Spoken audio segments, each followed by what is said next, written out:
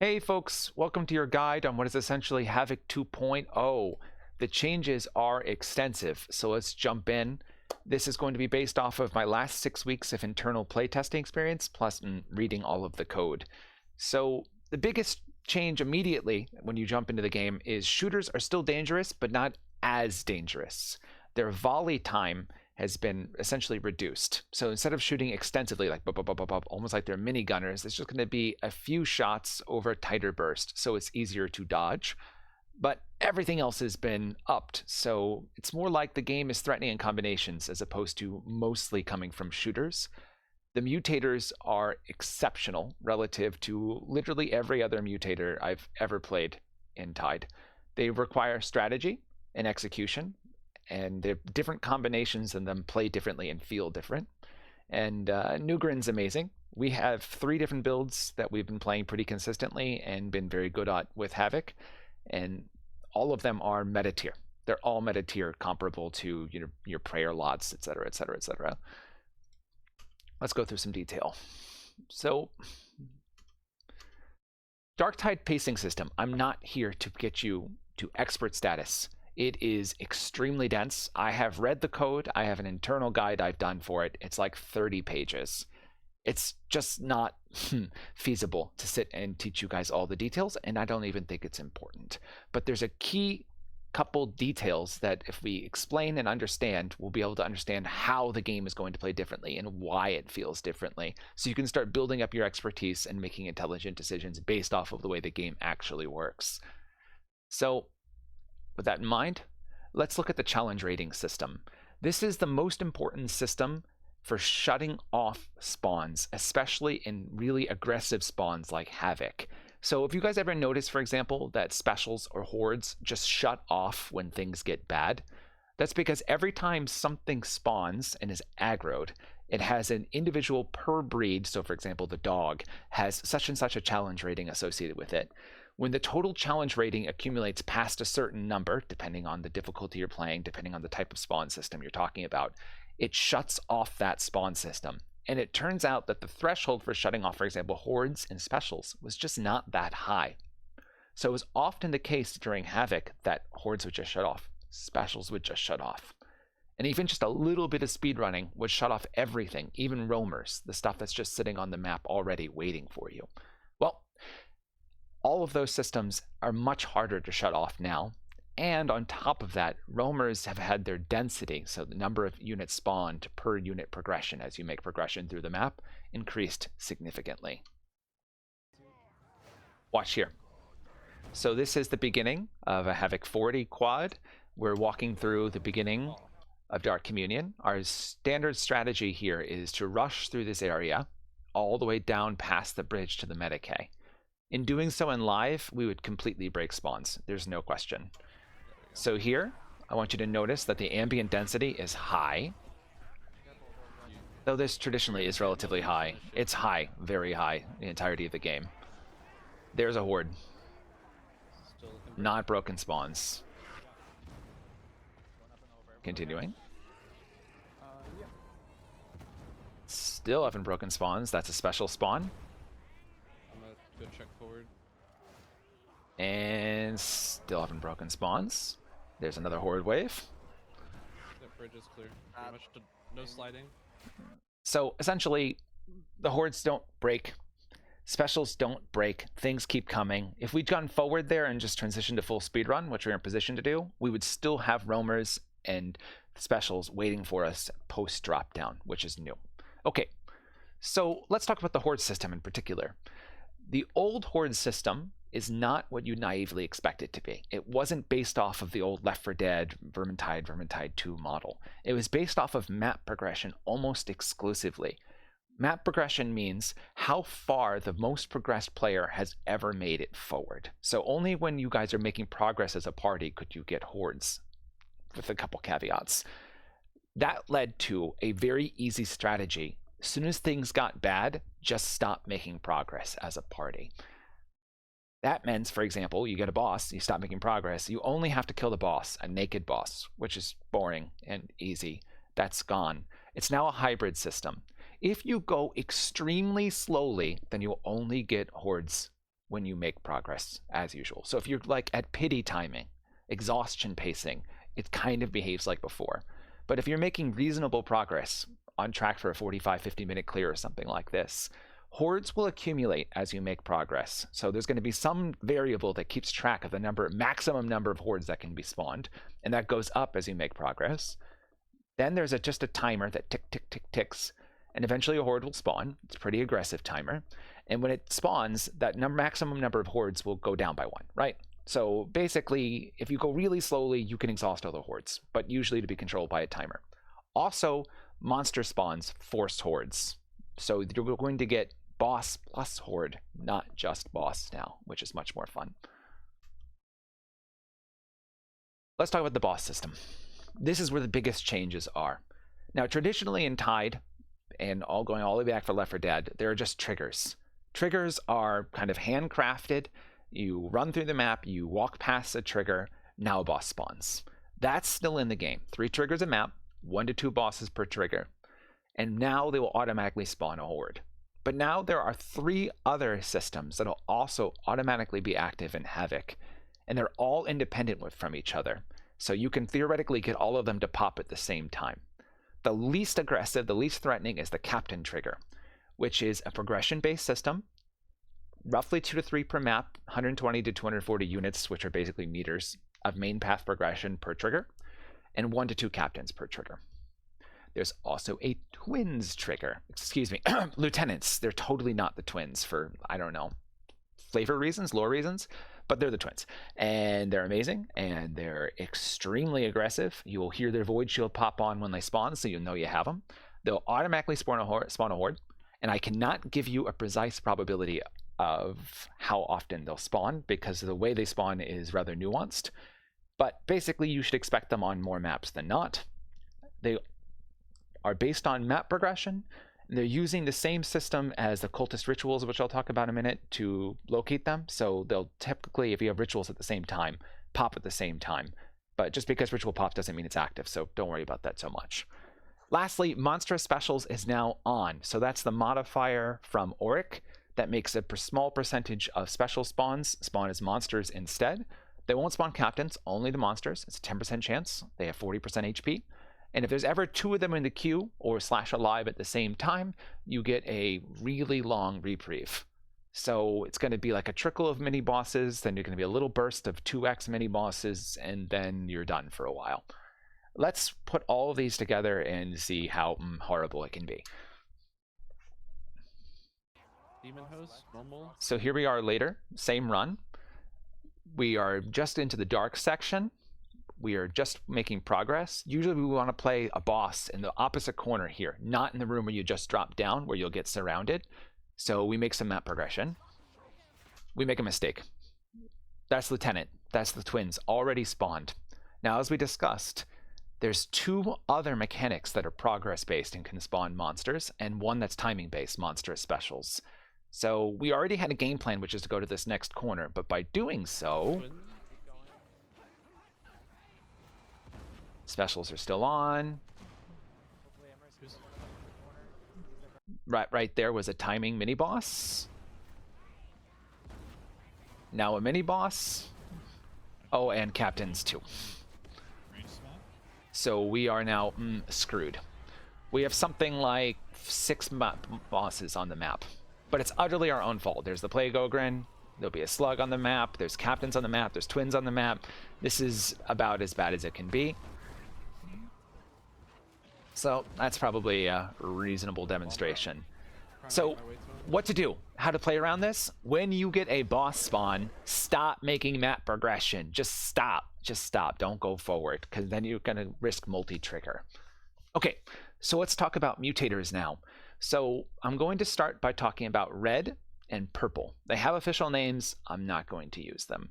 So red makes them enemies stagger and suppression immune at 50% HP. All captains and elites have this buff by default, all of them. Purple is absolutely ridiculous. 1200 HP per second flat heal and a small AoE around the enemies that have the purple buff, but they'll only heal non-purples. Elites and captains have a 25% chance, And there's reasonable chance for other bits too. So let's take a look. Here is a situation with red purple. This is a really bad situation. This is the Dark Communion. This is mid-event. There's already been all 4 down. I was alive. I got a clutch res. I charged out. Yada, yada, yada, yada. So red plus purple at the same time plays really interestingly. Because if you do damage to an elite, but don't finish it, you put it into the red state. And if they get healed back up by purple, they don't leave the red state. So you have to finish your kills. And if you do damage to anything but a purple, they're going to be healed up. Right? So you really want to try to focus out the purples. But when things get dense enough, it can be hard to focus fire. So this is going to be an instance where actual single target damage, especially range damage, could matter. Like a veteran's ability to plink specific targets could be relevant. Here, situation is so broken down that what I'm trying to do is pull disproportionate amounts of threat with me. Because look, I just made a huge mistake right there. I just redded those guys. I wanted to take that Reaper off the map, but I didn't get a chance to finish him. So now I've redded something for no value. So look, I've got a huge amount of density, red and purple. If I just do random damage into that wall of stuff, I'm unlikely to get a kill and possibly could red something. So red plus purple equals you need overwhelming force relative to the number of threats in front of you, or you have to try to play strategic. You got to kite it out. You got to look for opportunities to put damage on purples. Clean up the 1v2s. This guy's a little ISO. I might be able to get the kill. Did manage to finish my kill. Gotta finish your targets. Sorry. Looking for that one purple right there. Finish, finish, finish. Okay, I can kite it out. Still okay. Gotta be careful here. Gotta almost play slow and wait for another charge to get a chance. I have no dodge counts in my dodge, and I messed up and we throw. So, okay. That's red and purple. Let's talk about orange. So orange is a stacking damage reduction. There is a % chance to spawn on certain enemies. Elites have a 25%, specials 35%, monsters 100%, trash about 10%. Horde trash like 5%. When they have a stack, they have 1 stack of damage reduction and cleave mass, which makes them harder to cleave. When you kill an enemy that has orange, it gives the orange buff to everything, a single stack of it, to everything in 4 meters around it, up to 5 stacks. So let's say there's one dude in a horde that's an elite, and he has the orange buff, and you kill him. Now everything around him has 1 stack. Then you kill a couple trash, now everything is 5 stacked. At 5 stacks, trash gets 50% damage reduction, elites would get 25, specials 30, captains up to 10%, monsters up to 15%. The buffs never fall off. So basically, when you go to kill things that have orange, it just makes them way tankier.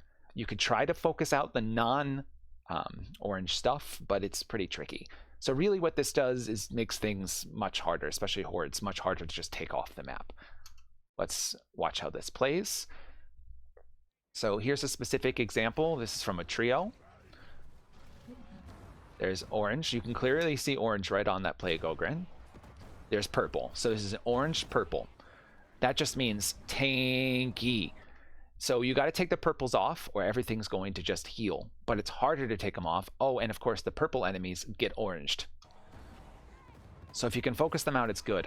You see I'm trying to aim specifically for the purpled ragers right there. Presto calls purples, purples, just reminding us to focus those purples. Things are not dying. Between orange and purple, it's hard to burst, and simultaneously, if you don't burst, they get healed. And it's harder to get the purples off the map. So it's just like, this would have been so cleaned up already with ordinary live pathing. But as a result of this huge amount of tankiness, we just don't manage to take this off the map. We end up having to retreat. We lose Combine. It ends up just being a clutch city. But we make it back. We recover. But we just can't immediately wipe this stuff off the map. Overwhelming AoE will still destroy it. You bring in Flamer, you bring in Trauma, you bring in Inferno. Eventually you can just get to this critical mass where you melt everything. But just some amount of AoE is not going to be enough to wipe the map, which is really cool. All right. The last one is Heinous Rituals. We found by the end of our play that this was the easiest to play around. But it's amazing. It completely flips Demon Host on their head. Right now, Demon Hosts just mean play slow, play safe, play around it. Now Ritual means intelligent aggression. There are N rituals on the map, 3 to 5 depending on the map, so the shorter maps have fewer rituals. It's handcrafted. They will trigger with map progression. So in other words, you'll be running through the map, you make enough progress, boom, they're on the map somewhere. You might not see them, but if you hear the whispers when you're on rituals, it doesn't mean there's a normal demon host, it means there's a ritual on the map. So when there's a ritual up, eventually you're going to have to kill the cultists, like the Dark Communion cultists, or they're going to trigger the ritual and spawn a demon host. And this demon host on Havoc 40 will wipe your whole team. She doesn't leave until 4 people are dead. So you basically kill her or she kills you. Some details. There is a slow tick rate when you first get close enough to her. Then there's a 9 times faster tick rate as you get closer still. But it's not based on how close you get to her, it's how much map progression you make. So you cannot bypass her. Likewise, her tick rate scales with the number of alive cultists. So every time you kill a cultist, it decreases the rate. So let's say there's only 1 cultist left. It'll be, 1/8 the normal progress rate. Let's watch, and I'll explain some of our normal detail. So this is the very beginning. Ascension. Our usual strategy is to play out of this room, past this room, because this room is so open. Boom. Look at Hexbound Demon Host. That means there's a cultist ritual happening right now. And look, let's look at the tick rate. You can hear her talking. I mean, you can't, but I can. Yeah, he's not active yet. Now, there's a slight visual bug going on right now. It looks like she's active, but she isn't. There's a slight bug. It will be fixed, but the purple is actually healing her, which makes this progress go up. It'll be fixed. It'll be fixed. She's not actually quite triggered. Fast? Now she's fast. She's all the way to fast tick rate because we got so close. That means we have to come up with a strategy to get there and hit her or hit the cultist to slow this down and ultimately stop it. So you don't have to bum rush, and it's not good if all 4 players bum rush and drag everything usually. So what we're looking to do is drag some of the elite density to us, then use our charge to just get into it, snap dive, and take some cultists off the map and slow it down, perhaps finish it. We're waiting, we're bypassing, we're going. Look, there's a charge. Presto's in, and Combine has taunted to pull density away. I'll be outside redirect. We've already killed several off the map. Remember that there's a bug. It's not actually almost popped. Purple has made it look like there's way more progress than there is. And that's it. He is live. There's 1 more cultist. Again, it looks like it's over, but it's not. That will be fixed. And we did it. Oh, we didn't. Look what's up on the HP bar now. There's another cultist alive. There's another ritual further down. Presto has just scouted it. It's back down the map. But it's at slow tick rate, which means we actually have a lot of time to craft a plan and execute the plan. You don't need to blind bum rush this. Likewise, shooting near the ritual cultists will not trigger it. Ambience roamers that are already aggroed running past it will not trigger it. So it's okay to take a moment and pull stuff to you, group up, and push together, as opposed to just like blindly, oh god, panic rush. That's how you throw. So I'm rotating. There's another one. We're playing slow. Again, it probably looks more progressive than it really is.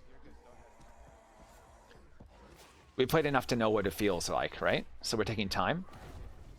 I'm charging. He's already in. We've made some space so we can take a couple cultists off the map. If we can just take a couple cultists off the map, then we can do it. By the way, we got to be careful because the cultists interact with the other modifiers. So if they get oranged, if they get purpled, that means they're going to either have effectively more HP or be healed the entire time. So you got to be careful about dragging purples on top of a ritual in particular.